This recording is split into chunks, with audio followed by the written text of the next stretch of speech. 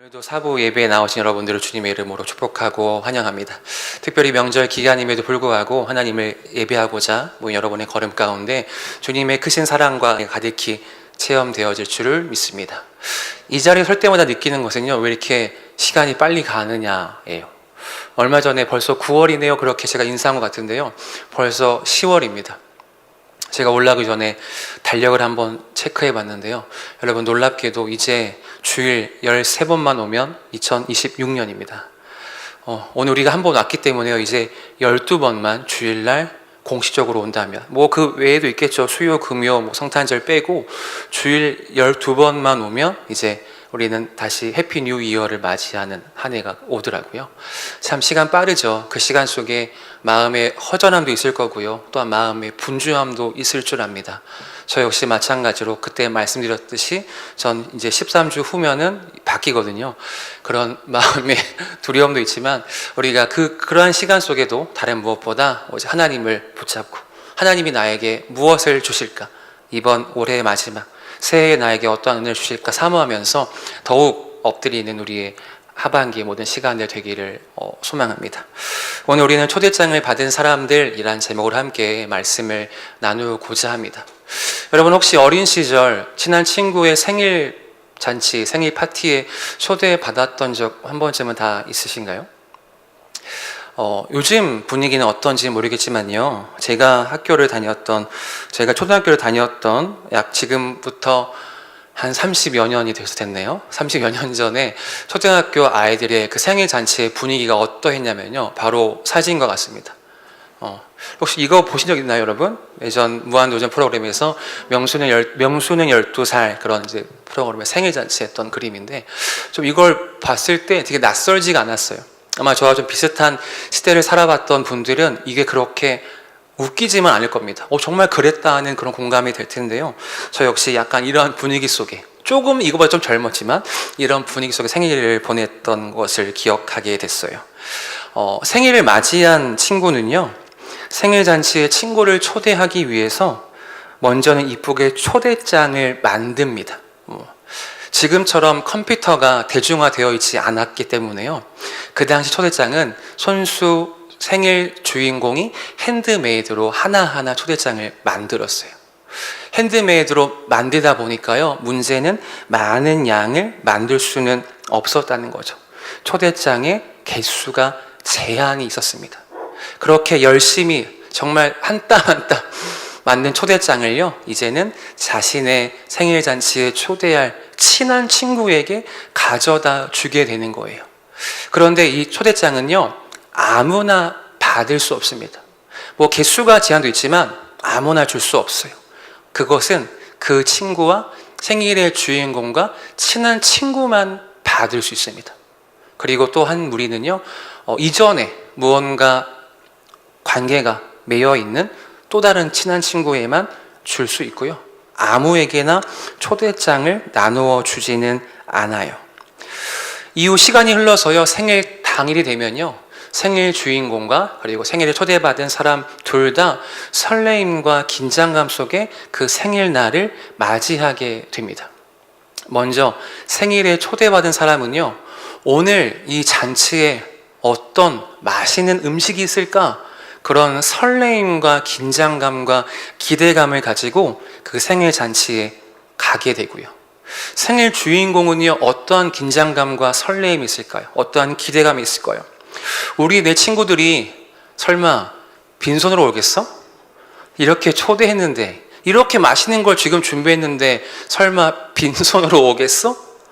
이렇게까지는 아니겠지만 친구들이 어떠한 선물을 가져오지 않을까? 그런 기대감, 설레임으로 그 생일을 준비하게 됩니다. 그렇게 여러분 생일잔치에는요, 생일잔치에 초대받은 사람은 반드시 생일 선물을 가지고 그 자리에 갔어야 했어요. 오늘날 같으면 카카오톡으로 보내지만 그 당시는 그 또한 대중화가 되지 않았었더라 색연필, 크레파스 이런 학용품들을 가지고 생일잔치에 참여했던 것을 기억합니다.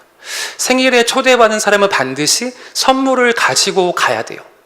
혹여나 실수해서 혹여나 깜빡해서 생일 선물을 가지지 않고 초대받은 잔치에 간다면 화기애애했던 분위기는 한순간에 애매해지게 되고요. 친했던 친구와의 사이도 급격히 어색해지게 되는 거죠.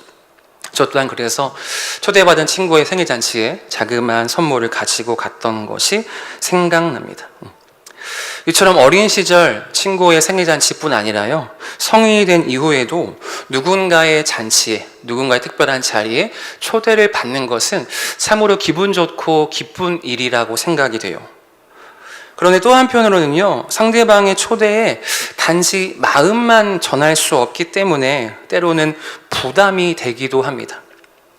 초대를 받았으면 무언가 작은 선물이라도, 마음의 정성의 표시라도 해야 될 것 같은 마음이 들기 때문인데요. 오늘 우리가 함께 보던 말씀, 이사야서 55장의 말씀도 그 시작부터 우리를 초대하는 말씀으로 시작을 합니다. 그런데 그 잔치는 조금 특별해요.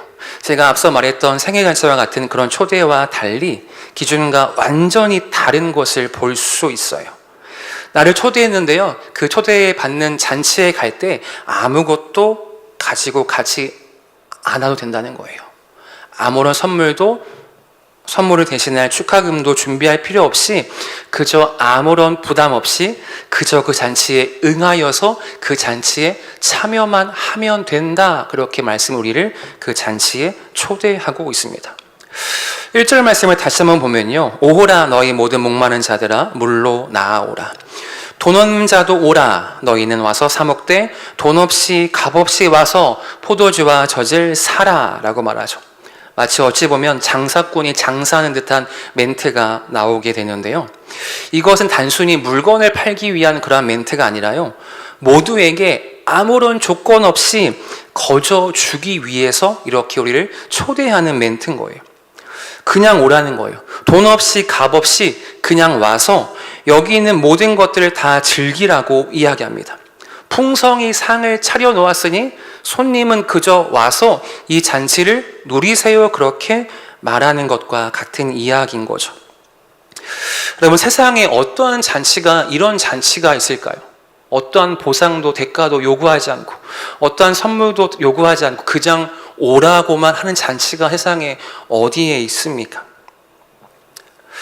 저는 한 번도 가보지 않았는데요, 젊은이들이 한때 열심히 갔던 나이트클럽만 해도요, 아무나 들어갈 수는 없다고 하더라고요. 그렇죠? 마치 모르시는 것처럼.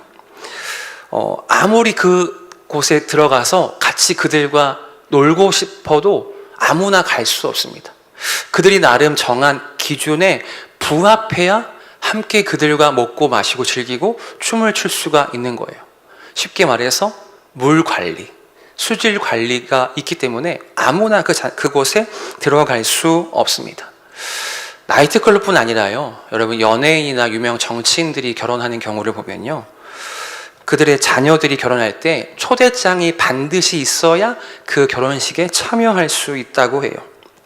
아무리 내가 돈이 많아도, 아무리 내가 그들과 함께 그 잔치를 축하하고 기뻐해 주고 싶어도, 마음이 크다 해도 초대장이 없으면 그 잔치를 참여할 수 없다고 합니다. 그런데 오늘 말씀에 보면요, 아무런 대가와 보상 없이 특별한 자격도 필요 없고요, 그냥 와서 참여하라고 해요. 아무나, 누구나 돈 없이 참여하라고 이야기하는 거예요. 여러분, 만약 누군가 여러분에게 이러한 잔치를 초대한다면 여러분은 어떠한 생각을 하시겠습니까? 그냥 오세요. 아무런 대가 요구하지 않을게요. 그냥 오세요. 돈도 필요 없습니다. 선물도 필요 없습니다. 그냥 와서 이 잔치를 즐기기만 하세요. 그렇게 여러분을 초대한다면 여러분 어떻게 반응하실까요? 이런 마음이 들지 않을까 싶어요. 초대자의 속셈이 뭐지? 혹시 잔치 갔다가 보험상조 가입하고 오는 거 아닐까? 혹시 나도 모르게 신상 정보를 다 그들에게 주고 오는 것은 아닐까? 혹은 이단 종교의 포교 활동이 아닐까? 그런 의심을 할 수도 있을 것 같아요. 쉽게 그 잔치에 응하는 것이 불편한 마음이 들지 않을까 생각됩니다. 그런데 오늘 말씀의 이 초대는요, 하나님께서 그토록 사랑하시는 이스라엘 민족의 회복과 약속을 담은 은혜로의 초대, 바로 회복으로의 초대입니다. 하나님은 이렇게 잔치를 준비하셔서 이스라엘을 초대하시지만 그저 조건 없이 와서 배불리 먹으라고 말씀하셨지만 안타깝게도 이스라엘 백성은 어리석게도 그 잔치에 참여하지 않고요. 오히려 겉은 화려하지만 속은 텅 비어있는 다른 헛된 잔치에 참여하게 됩니다. 우리 2절 말씀을 한번 다 같이 읽어볼게요. 2절 말씀 함께 봅니다. 2절 시작. 너희가 어찌하여 양식이 아닌 것을 위하여 은을 달아주며 배부르게 하지 못할 것을 위하여 수고하느냐. 내게 듣고 들을지어다. 그리하면 너희가 좋은 것을 먹을 것이며 너희 자신들이 기름진 것으로 즐거움을 얻으리라. 하나님은 그렇게 잔치를 준비해 주셨지만 이스라엘 백성은 어리석게도 하나님의 잔치가 아닌 우상 숭배의 자리에 참여하게 됩니다. 그들은 그렇게 헛된 우상 앞에 자신들의 시간과 물질과 인생을 다 드리면서 애써 번 돈을 가지고 헛된 우상 앞에 양식을 다 드리지만 그 양식은 그들의 굶주림을 결코 해소할 수 없고요. 오히려 더욱더 갈증만 가져왔을 뿐이에요. 그러한 어리석음에도 불구하고 그들의 눈에는 더 그것이 달콤해 보였을까요? 마치 밑 빠진 독에 물 붓듯이 그들은 물질과 시간과 영혼을 헛된 우상 앞에 쏟아 붓습니다. 그들은 우상들이 주는 일시적인 포만감에 빠져서 하나님의 백성의 고귀한 정체성을 다 잃게 되어지는 거지요. 여러분, 제가 한번 질문할게요. 여러분은요, 어떠한 잔치에 초대받고 싶으십니까? 제가 2개의 잔치를 말씀드렸죠. 값없이 돈 없이 모두 와서 배불리 먹기만 하면 되는 잔치, 아니면 나에게 대가를 요구할 뿐 아니라 대가까지 요구했는데 그만큼 배불림 또한 없는 잔치. 여러분, 어떠한 잔치에 참여하기 원하십니까? 아마 두말할 필요 없이 다 첫 번째 잔치에 참여하기 원하실 거예요. 그렇게 이스라엘을 초대하셨던 하나님께서는 오늘도 우리 모두를 그 잔치에 초대하고 계신 거죠. 그 잔치의 자리에서 우리의 영혼에 필요한 음료와 양식을 아무런 대가 없이 거저 제공하고 계십니다.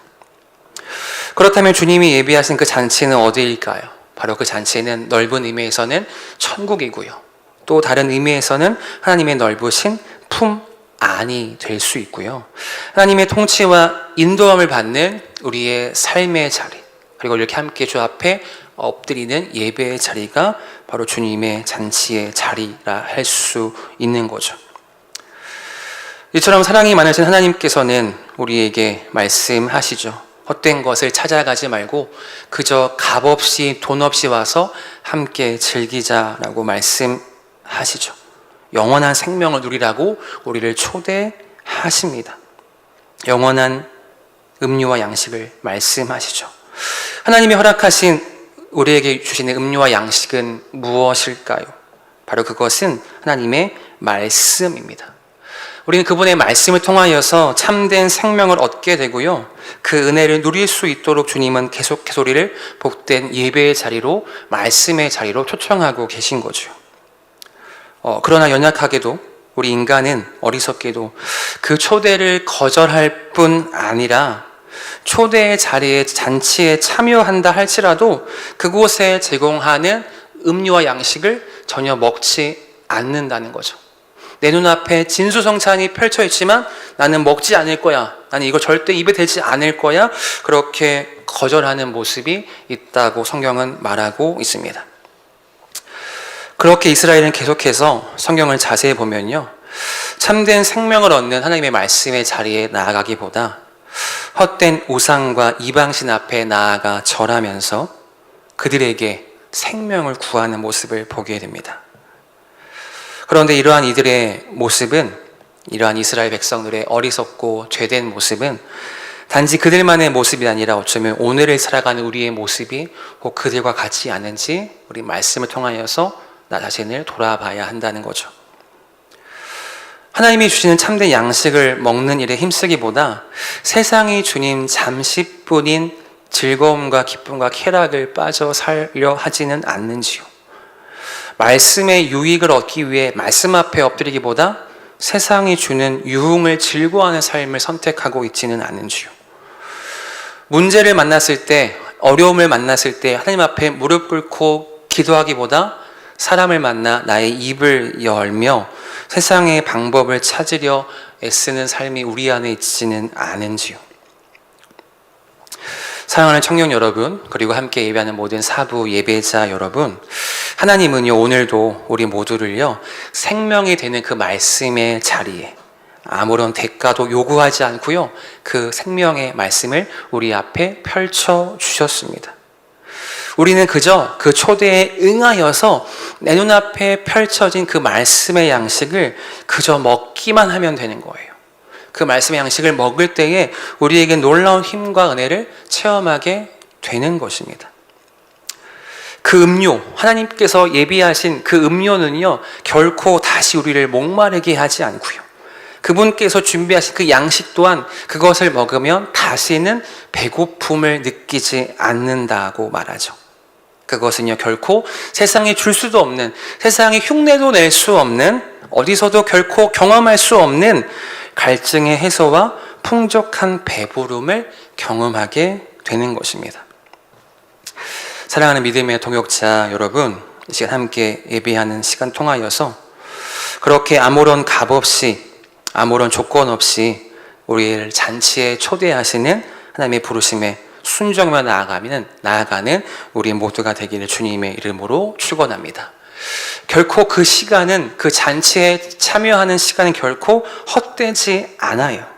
그 초대에 우리는 그저 부르심에 순종하며 반응하기만 하면, 그 잔치에 응하여 참여하기만 하면 예수님께서 우리 안에 들어와서, 여러분 안에 들어와 늘 함께 하시며 모든 순간 함께 하심을 우리는 경험하게 되는 것입니다.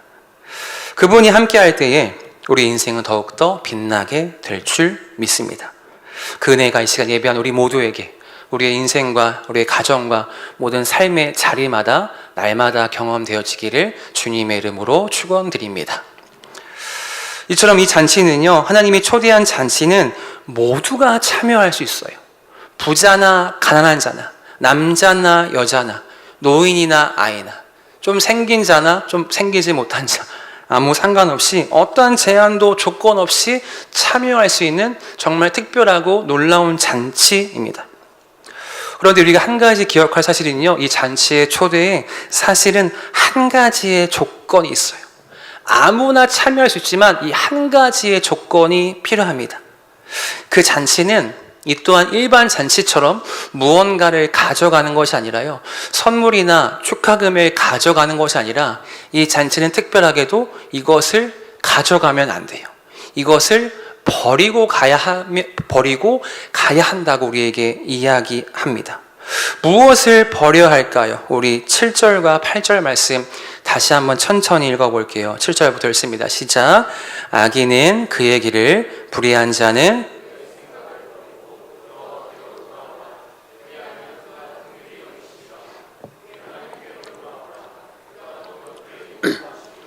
이는 내 생각이 너희의 생각과 다르며 내 길은 너희의 길과 다름이니라.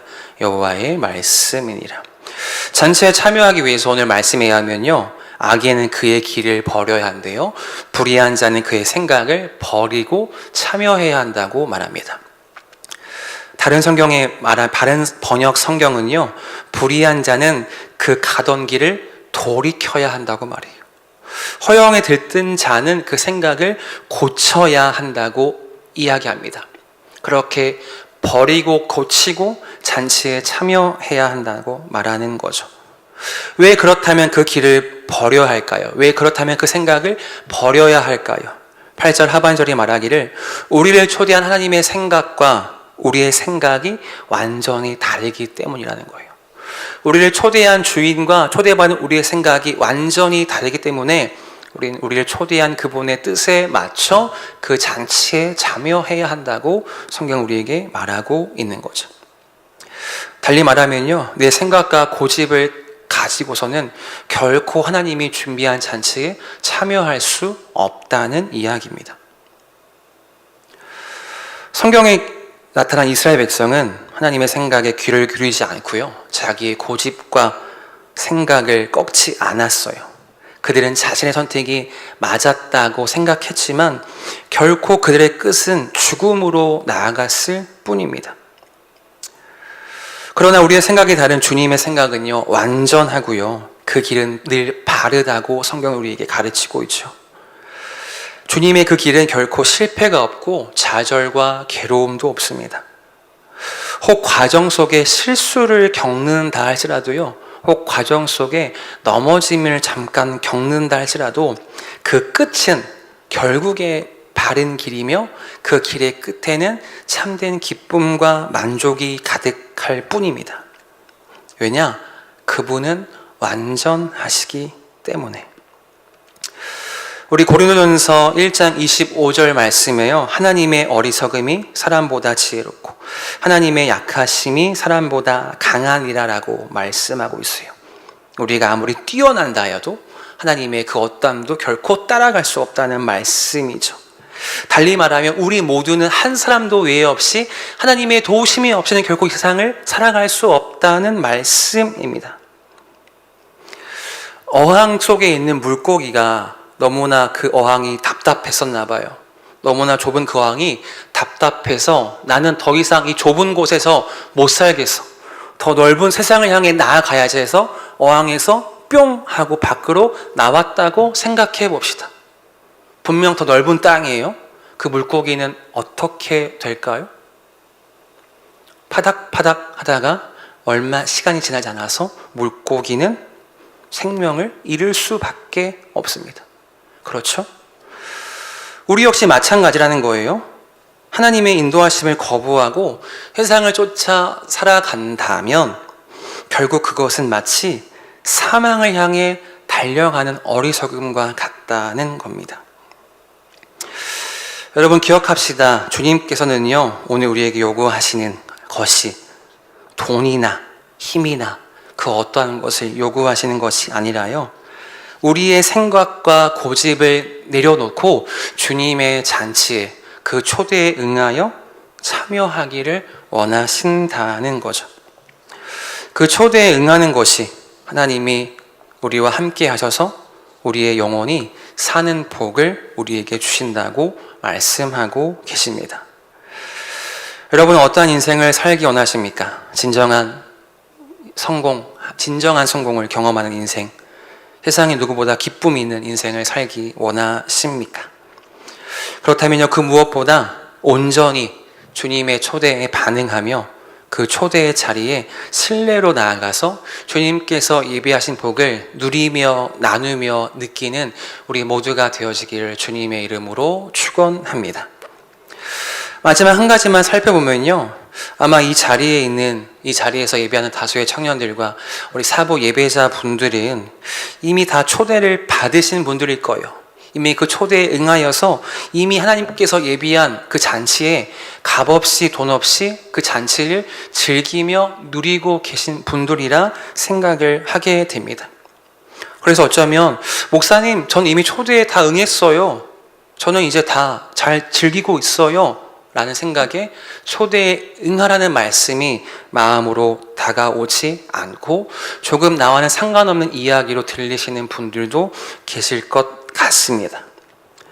여러분, 그렇다면요, 이미 초대받은 사람이, 그 잔치의 즐거움을 즐긴 사람이 해야 할 것이 하나 남아있다는 거예요.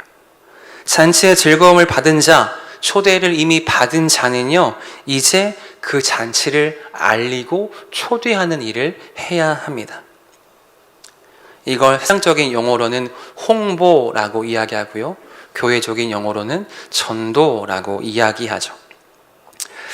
아마 여러분들도 그러실 텐데요, 오늘날 많은 이들은요, SNS를 통하여서 자신이 다녀온 맛집과 카페나 그런 호텔이나 이쁜 곳을 사진을 올려서 혹 소위 자랑합니다. 나 여기 갔다 왔다, 나 이거 먹어봤다, 나 이거 재밌었다, 막 이렇게 올리죠. 아무도 시키지 않았어요. 그런데 신기하게도 내가 가보니 좋았어, 내가 먹어보니 맛있더라, 그렇게 자랑하고 홍보를 해요. 여러분, 이 앞에 있는 쏘리커피 가보셨습니까? 정말 맛있더라고요. 이렇게 시키지 않아도 홍보를 합니다. 왜 그러는 걸까요? 저 아무것도 들은 얘기 없거든요. 그런데 이렇게 그곳에서 먹고 맛있으면 그것을 그렇게 홍보해요. 식당도 마찬가지죠. 그 순댓국집 꼭 가보라고 홍보합니다. 그 냉면집 꼭 가보라고 홍보합니다. 간혹 SNS나 네이버에 리뷰를 달면 사이다를 주는 식당도 있긴 합니다만요. 보통의 경우는 아무런 대가를 주지 않아요. 하지만 우리는 그것을 자랑하며 홍보합니다. 왜 그렇게 그들은 그것을 자랑할 수 있을까요? 그들이 그렇게 자랑할 수 있는, 그 홍보할 수 있는 그 힘은 어디서 오는 걸까? 그것은 맛보았다는 거예요. 커피를 먹어봤다는 거죠. 순댓국을 먹어봤다는 거죠.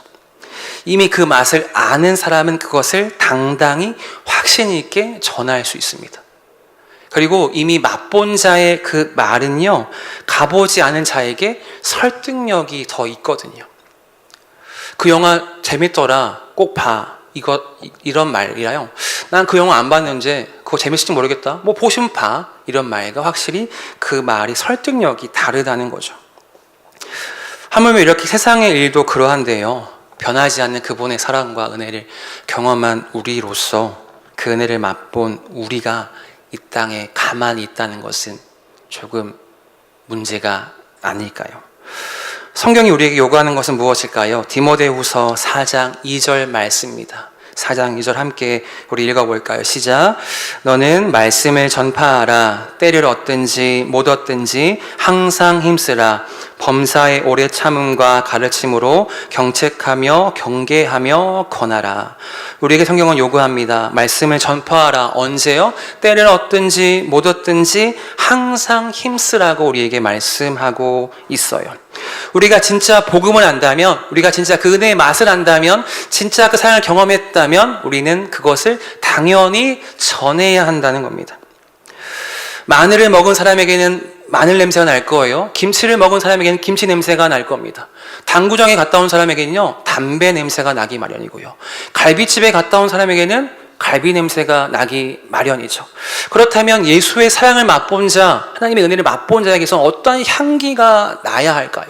향기를 내려 하지 않아도 당연히 자연스럽게 복음의 향기가, 예수의 향기가, 그리스도의 향기가 당연히 흘러 넘쳐야 한다는 거죠. 고기 먹고 와서 고기 먹었다 말하지 않아도요, 그 옆에 서 있으면 딱 알아요. 아, 너 고기 먹었지? 라고 느끼듯이 우리가 예수를 맛보았다면, 복음을 맛봤다면 날마다 우리는 항상 복음의 역사가, 복음의 향기가 우리의 삶을 통하여서 나타나야 한다는 거죠. 바라긴 우리 모두가 그렇게 복음으로 채워져서 그 복음을 전하는 복된 인생 되어지기를 주님의 이름으로 축원합니다. 말씀을 정리합니다. 오늘 이 시간 아무런 조건 없이 우리를 잔치에 부르시는 하나님의 잔치에 응하여서 참된 만족과 기쁨을 누리며 그 안에서 참된 기쁨으로 함께 교제하는 우리 모두가 되기를 주님의 이름으로 축원합니다. 또한 이미 우리 가운데 초대에 응한 자가 있다면 이제 우리는요, 해야 할 일이 남아있다는 거예요. 여러분, 10월 19일 무슨 날인지 다 아십니까? 바로 그날은 동도교회 새생명 축제의 날이에요. 잔치를 맛본 자로서, 잔치의 기쁨을 맛본 자로서 이제 우리는 그 잔치에 아직 초대받지 못한 이들에게 그 기쁨과 즐거움을 알리는 우리가 되어야 합니다. 나랑은 상관없어요. 내가 아니어도 얘가 데려오겠죠. 그게 아니라 우리 모두는 한 사람도 예외 없이 함께 그 잔치를 알리는 자리에 나아가야 하는 거죠. 우리 함께 힘써 담대히 나아가기 원합니다. 하나님이 우리의 그 걸음을 기억하셔서 반드시 이 자리를 가득히 차고 넘치게 하실 줄 믿습니다. 그 은혜를 경험한 우리 인생, 그 은혜를 경험한 우리의 공동체, 우리의 가정 되어지기를 주님의 이름으로 축원드립니다.